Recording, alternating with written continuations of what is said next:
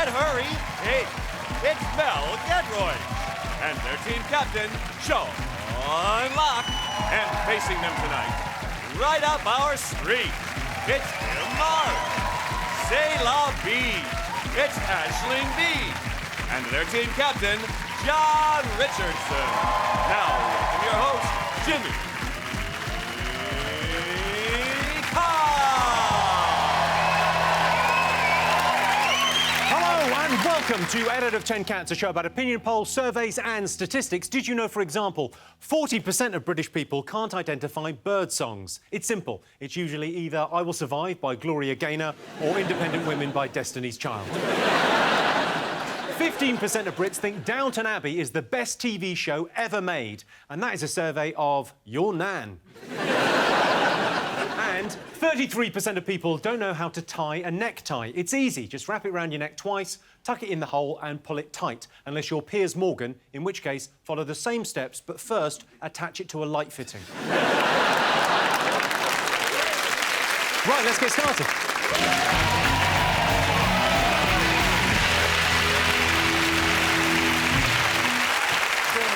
What are you talking about? That's the name of our first round. It's our panellists' job to guess the British public's top 3 most popular talking points. Sean's team, what do you think the nation have been talking about? I imagine they've been talking about the World Cup.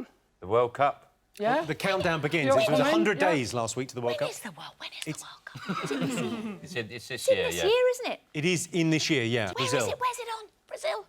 Yes. Feels very much like you're learning as you go along here, OK. Are we in it? Yeah. We are. I don't want to spoil it for you, Mel, but we go out to Cameroon on penalties. I think we'll get through the group stage and then we'll go out to Cameroon. No, we won't get course through we the group will. stage because they've got Uruguay and Italy and Costa Rica. Now, Uruguay are very strong this year, I hear. Yes, yeah. Aren't they? And the Ricans as well. Yeah. They're ones to watch out for. Ah, those bloody Ricans. Ricans, man. OK, Johnny, you looking forward to this? No, I am, but I think we should be a bit more positive and send them off with it. I believe in applying healthy pressure. Convince them that they're meant to win. But I think the opposite, because they've got a psychologist who worked with the British cycling team. Yes. And his ethos is cage your inner chimp. He says there's 2 decision-making processes. There's your logical adult side of you that makes a decision, and then there's the sort of like, you know, child, undeveloped side of you, which is your chimp side. And he said a lot of the bad decisions you make are made by the chimp. I think Johnny's just had a big breakthrough. Yeah. Yeah, for years I've just been putting a T-shirt on it and flogging tea bags. No,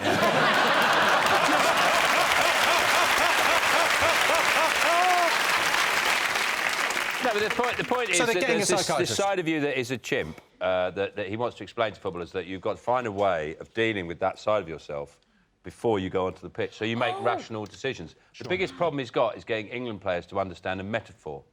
I imagine him saying to Rooney, no, for the 3rd time, there isn't a real chimp. There's no... It's an idea of a chimp. It is mad, though, the idea of like the footballers getting a psychologist in the first place. I've never watched a game of football and thought to myself, do you know what? Those footballers are overthinking this. They're really... There's too much thought gone into what they're doing, I'll be honest. Now, John, you went to the Denmark friendly last week. How was that? Yeah, well, you probably saw I got up to some mischief, but he streaked, didn't I? They didn't show it on telly because you couldn't pick it up, but if we really want to win the World Cup, we just need to employ Alan Pardew to knot every other player in the tournament, and that'll be the end of it. I'm laughing. I don't know who Alan Pardew is. I was literally laughing. Go, yeah, Alan He plays Pardew. on the wing for Costa OK. Rica. He's the guy who headbutted an Irishman, but he said that he was just pushing him away with his head, which, I mean, is fine as an excuse if you're a horse, but... I'll be honest.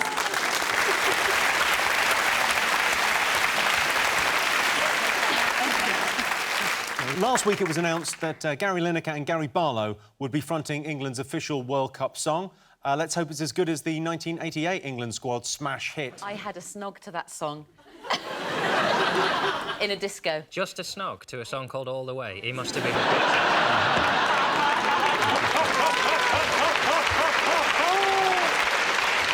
I remember college disco. Why aren't we doing a World Cup song? What, a 7? Because we think- respect music. You know, if it was me singing, if you don't win, I'm going to come in your house and do things to you. I'm going to take your dog for a walk and it's never coming back. And we might go out, they might score a few goals. If you want your wife's head in a box and come home and find me wearing a clothes, then miss a penalty, I dare you! OK, let's see if the World Cup is up there. Whoa. Yes, the countdown to the World Cup has started. I actually think England have a good chance of winning the World Cup, unless, and this could happen, any of the other teams turn up. John's team, what else the nation be talking about this week? Russia and the Ukraine, probably. Yeah. The news does seem like it's secretly been written by a 14-year-old boy with an overactive imagination. Like, there's a sort of 90s spy film to it. Like, the Russians are back as a main enemy. You've got an evil warlord going, about to start World War III. You've got, like, Angela Merkel with her cat and her tiny eye just going, but you have our gas! You know, it's all really... I'm just waiting for the news reporter to go, but who can save us? Dun dun dun dun dun dun dun dun dun. William Hague. Oh, what? Thank you very much. It doesn't work as a country, though, Ukraine. It's basically 2 bits pushed together there and then a bit put on the end. It's like if you were in your living room and you decided you want to knock through for more space, but you did it sideways into your neighbour's house. And then just thought, it'd be fine, we'll just carry on with it. She's a nun with a fish allergy and I watch a lot of porn and eat a lot of fish, but... I can't see this being a problem, we'll get used to each other. I imagine they're tense. I don't know a lot about the diet over there, but I only imagine they eat cured meat, pickled cauliflower and vodka. I imagine their guts are just ready to explode. Don't talk to me about exploding guts. I've got a hernia. Oh, no. You've got a hernia? Well, how did this happen if that's not a... You don't ask a lady questions like that. It literally means that your gut is protruding through the stomach wall. I've got that. Have you got that, Kym? Yeah. I think I've got one too. It's Have just you? above my balls, yeah. Yes. Like a tiny little... Does anybody else have a thing where... I have this thing, whenever I see Vladimir Putin, I just think of a Putin. But Putin's got the classic short man syndrome. He's obviously got that to a degree, because he's about 5'5", he's bald, right, and he spends a lot of time on jet skis, doesn't he? Spends a lot of driving around. He's always got his top off. Top off on a horse, that's his favourite thing. Yeah. Shooting something, catching a salmon. He's like Simon Cowell with an army, isn't he, really? You know what? Why don't you lot keep on talking? Because when he invades, I think he's great. You know what? I think all he's done is put troops in there to secure certain people against xenophobic acts, and I think that when he does land on these shores, I'll be the first one waving. I don't imagine he's a big 8 out of 10 Cats fan, you know, Vladimir Putin. I don't think he's really catching up on panel shows. I like this Johnny Vegas, he's very funny. Kym, presumably you've been talking about Ukraine non-stop on Corrie. We have, actually. We're all quite freaked out. No, it's quite scary, though, to be fair. Is it? What do we do if we're all called up, though, if there is... What do we do? What chance have I got of being called up? I'm the safest person in this war. They've got guns, they've been firing warning shots. If I had a gun, I'd be firing warning shots if my kid didn't put his shoes on quick enough for school. Why on to go pow, pow, pow, pow? Yeah, I think... Where's the post? The day you get a gun is the day Paul Gascoigne is going down the chicken shop. He'll be turning up with a couple of cans, trying to calm things down. I wouldn't be that daft. I'd have built a bunker first, wouldn't I? It's good to know you've thought it through. Oh, yeah, I'd have a big bunker of McVitie's. I can just imagine them sending in the Tetley's monkey and go, Johnny, come on, come out. The Tetley's monkey? Yeah. The Tetley's monkey? Johnny, I'm so sorry, I don't know You know what was going you through my come over brain. here, you don't adopt our culture.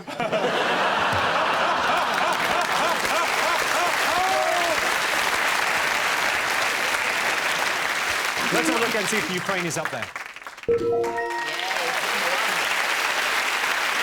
Yes, the crisis in Ukraine continues. Despite the tensions, the centre of Kiev has returned to normal. A big pool of delicious garlicky butter. OK, fingers on buzzers. One more thing still to get. Well, I did hear this week the news that it was the end of Dancing on Ice. Oh. Which is different. Steady on. What a way to hear. Yeah, it's difficult to know how... If I had to describe how I felt, it would be sort of like hearing that someone at the end of my street who I've never met is moving house.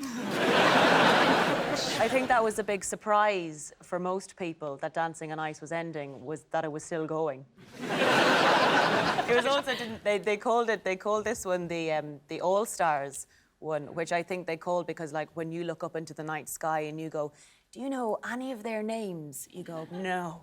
Yeah, it was basically Guess Who on Ice. It's the on ice bit I don't like, because that's just a cop-out, isn't it? It's really just dancing. You put any show on ice and it's better. The Voice on Ice is better than The Voice. Antiques Roadshow on Ice, better than Antiques Roadshow. Splash on Ice, fantastic telly. Kym, your former bandmate Suzanne Shaw. Yeah. Is that right? Yeah. And Corrie colleague Hayley Tamadin. They were both on the show. Who were you rooting for? Hayley. Yeah. So your new friend? Me and Suzanne haven't been friends for years. Yeah, fuck her. Were you disappointed you never got to go on Dancing on Ice? No, I'd be terrible, though. I mean, I get sick at fairground rides. I'd be throwing up on everyone. Actually, that'd be quite entertaining. Yeah, it'd be good to watch. Me spinning around just vomiting That's like saying, on I everyone. can't go on I'm a Celebrity because, oh, no, I'd be sick. Well, that's what we want to watch. Yeah. Sean, are you annoyed they're cancelling the show before you got a chance? Well, it's not me. It's the current cast of Hollyoaks I feel sorry for. The way I feel about it is it's the curse of Bleakley, isn't it? Struck again. It's the curse of Christine Bleakley. Daybreak, she's on that. Ice, Dancing on Ice. Frank Lampard, he's not being selected for the England squad. You know that duck tours that set on fire? She was on that. Only in Kiev a couple of weeks ago, wasn't she? On a modelling assignment. This woman's cursed. Johnny, have you been asked to do Dancing on Ice? No. No, I haven't. It's the only reality show I've not been asked to do. It shows the strength of your career every year, doesn't it? When they go, come on. Come on, the bank must be nipping at your heels, fatty. I think if they hadn't said it in that way, you might have done it. No, they don't, and apparently it's really good for weight loss, you know, all that skating and the sliding. Well, Ray Quinn actually lost weight. He lost 2 stone to be on the show. So this is what he did to himself. That's before and that's after. I'd have to skate for 15 years to get to the point where I'm the before picture.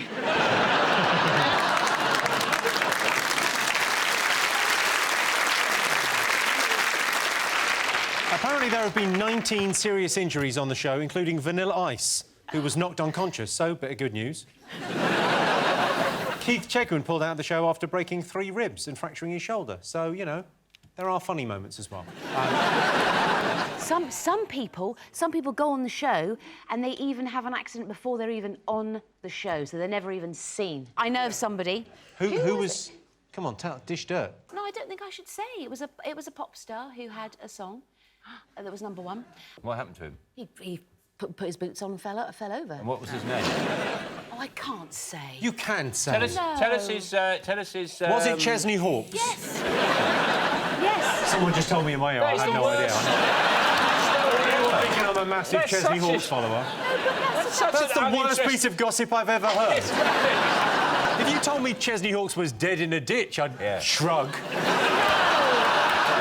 love Chesney.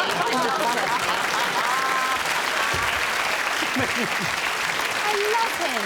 Well, I can tell you the final ever episode of Dancing on Ice is not in our top 3, but after his shock exit from this year's semi-final, Sam Atwater will be going back to doing what he does best, appearing in the sentence, "Who the hell is Sam Atwater?" OK, fingers on buzzers. What do you think? I think it's the tax on sugar. Yes. There's obesity crisis, and they want to put a tax on fizzy drinks particularly, and also raise funds to pay for the NHS treatments, which will inevitably arise from the amount of obesity. Johnny.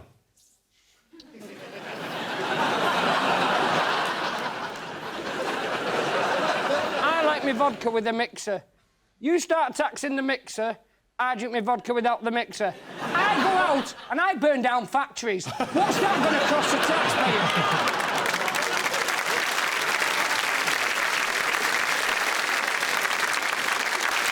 If sugar, if Coke, right, causes obesity, why aren't flies fat? They love Coke, but they're not fat. Flies know when to quit because they've got loads of eyes and they can see themselves and they cry and they fly off. If I'm drinking Coke and I don't have a mirror, I'll be there for days. John, what do you make of this tax? Well, the figures are depressing, aren't they? 80% of teenagers now are too fat to take a selfie. Oh.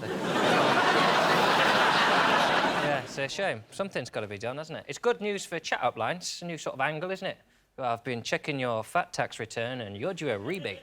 Ooh, girl. Yeah. See? It's working fine, isn't it? Kym, do you have a sweet tooth? Yes. Do you eat a lot of chocolate and things? Well, I don't eat a lot of chocolate, but I would. So you've been in the kind of public eye since, what, about 13 years? And you've not had any... Oh, no, I did when I was in Hearsay, because I was also known as the fat one from Hearsay. Oh! I was that's the fat where I know one you from Hearsay, where I kicked off...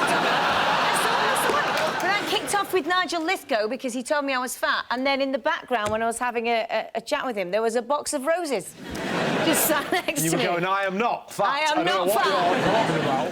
You were never the fat one of Hearsay. That's ridiculous. Well, yeah, people used to say that. OK, and now, being healthy doesn't have... They don't have to do this. They don't have to put a tax on sugar. All they need to do to get this country healthy, to avoid the obesity crisis, is to introduce this. It's genius. Take the work out of your workout. The Hawaii chair. You know, Tamara, the Hawaii chair wasn't designed just for home. I mean, after all, for some of us, at least 40 hours of our week is spent sitting behind a desk at the office. So to see what office workers think of the Hawaii chair, we sent Aaron Lee to work. Oh my gosh, this is amazing. It's great in my house. I can really feel this working. Hawaii chair while answering phones, using the computer, balancing books, or filing paperwork. If you can sit, you can get fit. The Hawaii chair.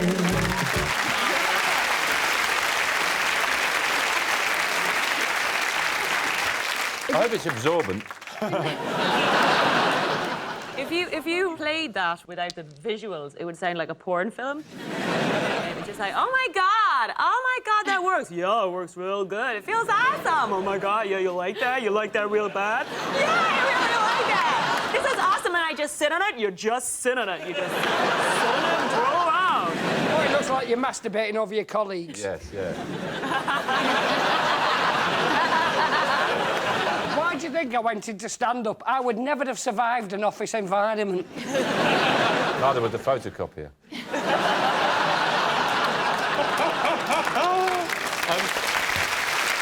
Well, I can tell you the proposed sugar tax is not in our top 3, but they want to tax fizzy drinks because they're linked to obesity. Although, saying that, another study claims that fizzy drinks are good for you, and that was carried out by the eminent scientist, Dr. Pepper. OK, fingers on buzzers, one more thing to get. Oh, it's the fantastically exciting, brilliantly thrilling Oscar Pistorius trial. Hooray! Started! Do you know a 24-hour cable channel has been set up in South Africa to cover it? What are they doing between midnight and 4 in the morning? I don't know. We're not going for a piss.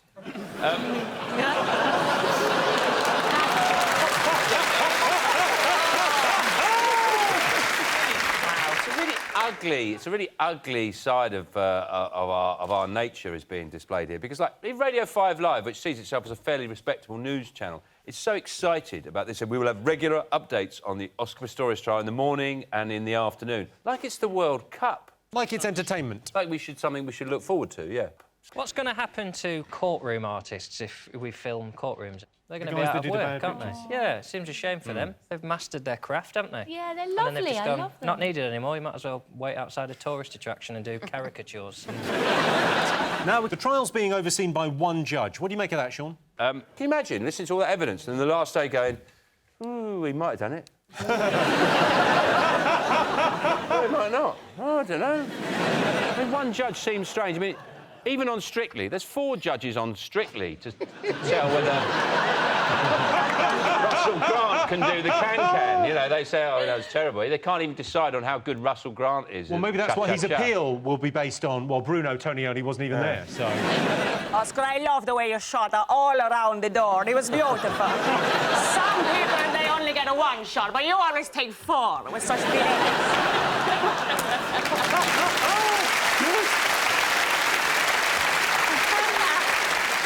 But his defence team have said that it wasn't her screams, haven't they? It yes. wasn't... They've said that he screams like a girl. He screams like a girl. But they're going to have to do something in court to make him scream like a girl. Is somebody going to have to jump out and go, boo? So that he goes, ah! Or however it was he screamed. Well, so the risk is the person that jumps out and goes, boo, gets shot 4 times.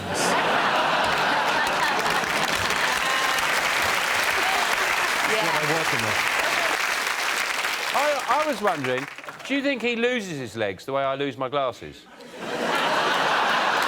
Sometimes I'll be going out and going, where's my bloody glasses? And they go, you got them on, Sean. I go, oh, God. Do you ever think he's walking around his house going, have you seen my bloody legs? I can't find... They're on your head. Got them on, Oscar. Oh, for Christ, yes, I know. What am I like? Does anybody ever do what they do with glasses and just take them off them and go, here's a go? Let's have a look and see if Oscar Pistorius is up there. Yes, the trial of Oscar Pistorius continues. This is all just part of Oscar Pistorius' plan to become president of South Africa. He just needs to do 25 years in prison first. Of course, Oscar Pistorius shot his girlfriend last Valentine's Day, so if my girlfriend's watching, suddenly a box of chocolates and flowers from the garage don't look so bad, do they?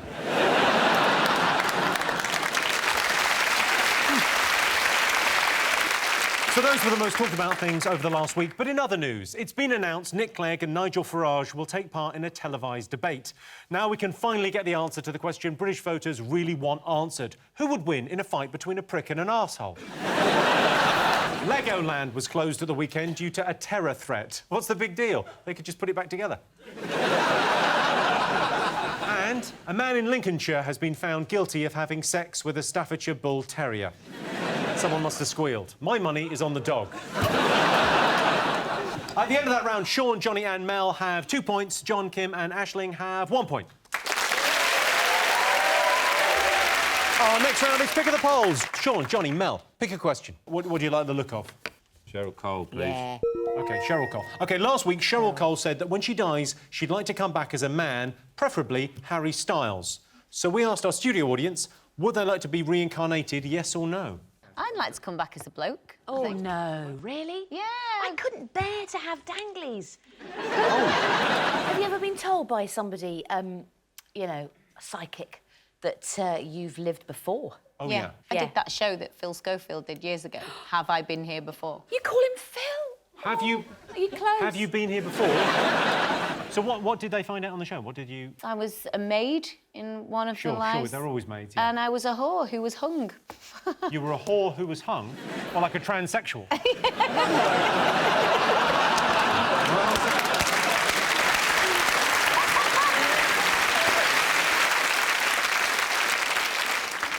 John, what would you come back as? I wouldn't want to be another person, because I'd be worried about failing my driving test.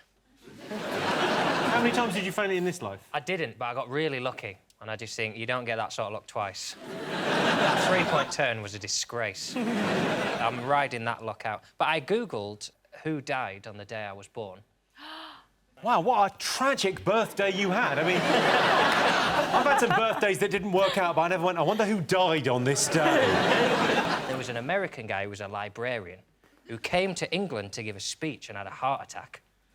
So I think I'm a dead American librarian.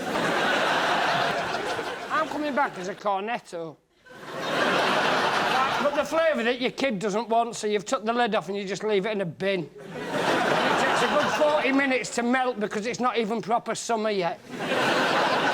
Who would you like to come back as, Mel? And don't say Johnny Vegas, because it's a bad idea. I'd like to come back as somebody really rock and roll. Somebody who really says dangerous things. I want danger. I want drain pipe jeans and mean things. You can do all that. You can go to the shopping. All you need to do is go shopping.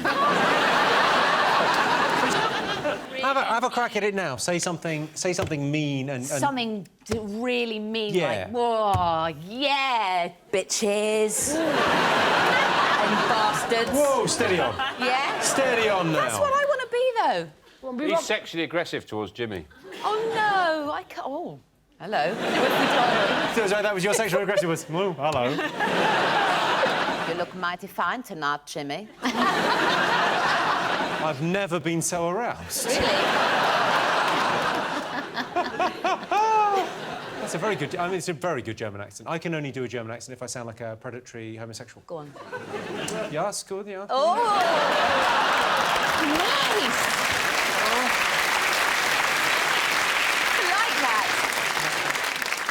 OK, let's get some answers on this. So, our studio audience, we asked them, would you like to be reincarnated, yes or no? What do you think, Sean? Yes. Yeah, OK, what do you think, John?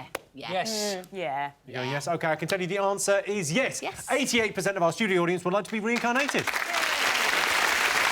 John, Kym, Aisling, pick a question. Oh. Can we get to pub, please? You've chosen The Rover's Return. Most people think their life would make a good soap opera. True or false? What do you think? You are the most qualified to answer this question, I imagine. I would say so. Mine's pretty dramatic. You also make a great... A lot has happened in your... I mean, because you've had two very distinct careers. Yeah. Since joining Coronation Street, your character, Michelle Connor, has worked in an underwear factory. You've also pulled pints at the Rovers. You've discovered your son was swapped at birth. Yeah. Bit of bad luck. I lost two brothers in separate car accidents. Yeah. Unlucky. And you dated a bisexual man. Yeah. You think your life would make a good soap opera? I reckon I could match it. What guest ales do you have in the Rovers? Ones that no one's ever heard of, because we can't advertise any. But is it real booze in the Rovers, though, or is it just coloured water? It's shandy, and also they have that non-alcoholic calibre stuff. That's the worst thing for making you burp when you're trying to deliver lines. It's the gassiest... It's awful. As if you've ever had a non-alcoholic drink. As if! I've been to court. I was in a soap in Ireland when I started acting, and They'd never give you an end line, so they'd say something like, "Your brother's after sleeping with your mother," and then it'd end on you, and they'd never cut. You just have to give a load of reaction like, "Ooh." I've only ever known you as a stand-up comic, so I didn't realise you were an actress. Yeah, you were in Holby City. Oh, yeah, I did Holby City, and when you don't need to explain. No. Let's have a look. Oh, no! I'm sorry I've gone along with this ridiculous business. I'm sorry I didn't tell you that this was a terrible idea the moment you first told me. You told me it was a brilliant idea. I was trying to be nice. Oh, nice. Well, that's you all over, isn't it? Nice. What are you even thinking, butchering yourself like this? You look better before. Well, when I was as flat as a pancake, I looked like a 12-year-old boy. At least you looked like you, not like some cheap porn star. Oh, I'm surprised you even know what a porn star looks like. You're such a sexist amoeba.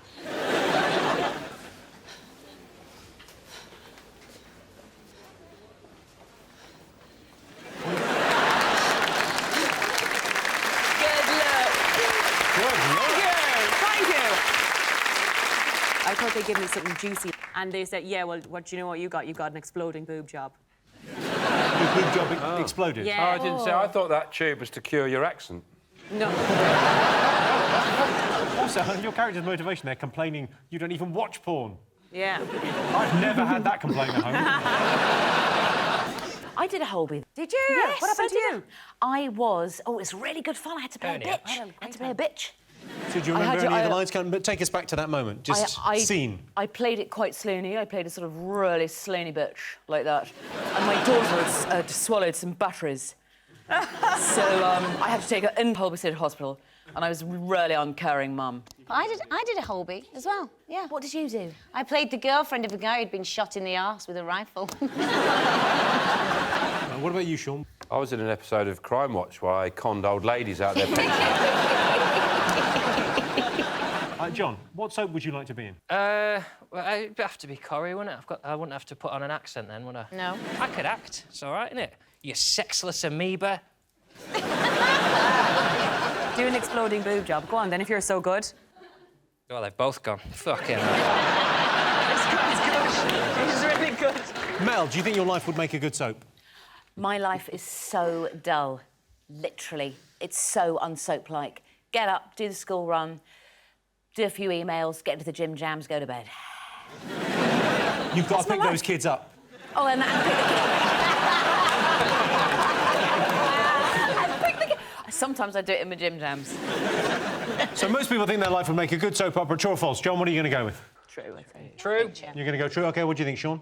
True. OK, I can tell you the answer is false. What? Only 31% of people think their life would make a good soap opera. Still a third of people. Still a lot.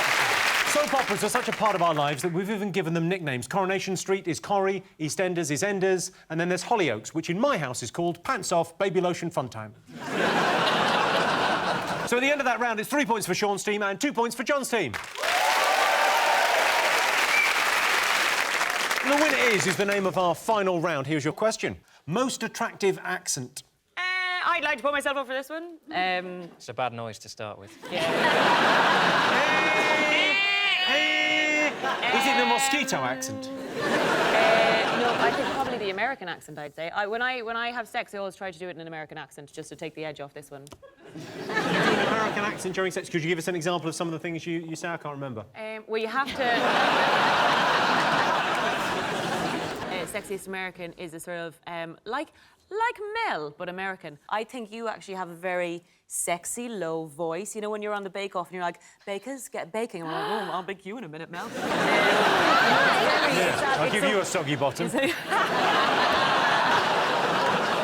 do have a very low... It's like, yeah, I wouldn't be disappointed if I phoned up one of the numbers. Really? I would not be disappointed to get Mel Giedroyc at the other end. I'm really pleased. No, it's you've got a lovely voice. What are you doing now? Tending to my hernia. Oh, it's poking right out. Sean, what do you think is the sexiest accent? It's not South African athlete.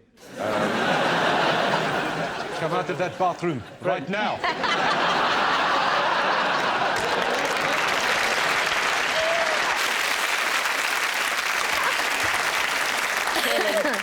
I always find if I don't watch them, the meerkats. But just listen. Well, just close your eyes for a second. Meerkat saying something sexy, please, John. Hello, I am Alexander. I come to touch your penis.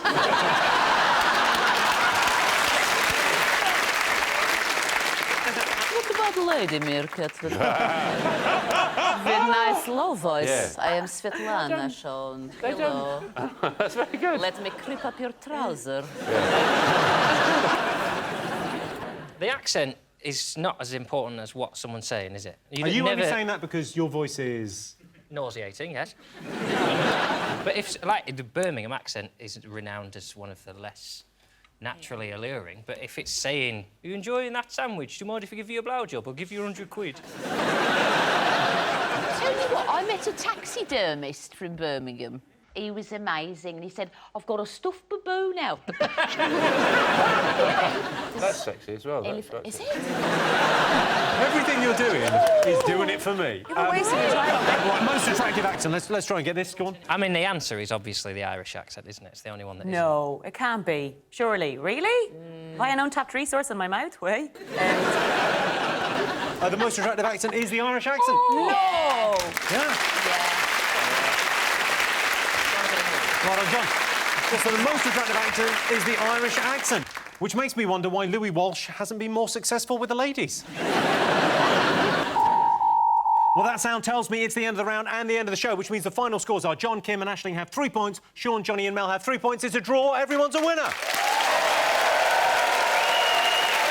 Thanks to all our panellists, our wonderful studio audience, and to all of you for watching at home. That's it from us. Good night.